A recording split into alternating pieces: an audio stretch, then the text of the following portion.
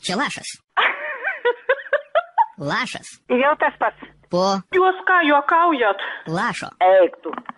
Lašas po lašo. Klausau. Labą dieną. Labą dieną. Klaipėdos paplūdimių gelbėtojų tarnyba patrukdė. Nu tai ką jūs čia dabar gelbėsit? Ar žinot, kad Smiltynės paplūdimys neteko mėlynosios vėliavos? Neteko, kaip suprast. Taip ir suprast. Nėr tūlikų, pilna šiukšlių, šunys laksto.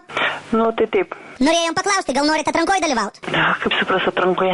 Smiltynės paplūdimy skelbimų lentoj nurodysim jūsų namų adresą, o žmonės važiuodami prie jūros ar nuo jūros galės pasinaudoti jūsų tūliku. Mano tualetu? Taip. O, mūsų namuose nieko nebūna. Už vieną žmogų gausit po 5 litus.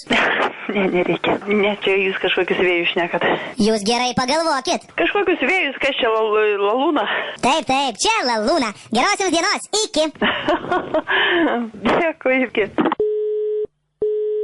Alio? Labą dieną. Labą dieną. Klaipėdos paplūdimių gelbėtojų tarnyba patrukdė. Galim pabendrauti. Ar žinot, kad Smiltynės paplūdimys neteko mėlynosios vėliavos? Ne. Tai va, netekom, nes tūlikų neturim. Nesu, čia rimtas bajeris, ar čia juokaujat? Juokai tai menki. Mes norim skelbti jūsų adresą, o žmonės galės naudotis jūsų tualetu. Ta prasme, bet koks žmogus eidamas į jūrą gali pas mus užeiti į tualetą. Va, taip. Nu, ne. Mokėsim pinigus. Ne. Kodėl?